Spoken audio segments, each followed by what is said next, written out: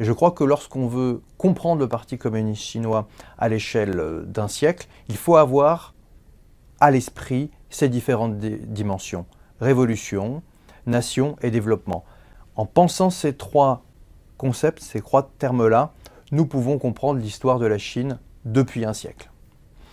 Le rôle du PCC dans le développement de la Chine a été évidemment très important. On ne peut pas dissocier le développement actuel de la Chine de l'histoire du PCC. Shanghai était évidemment une concession française à l'époque, mais il faut savoir aussi qu'il y a eu un mouvement après la Première Guerre mondiale, dit ce mouvement de travail-études, qui a amené un certain nombre de Chinois à venir travailler en France.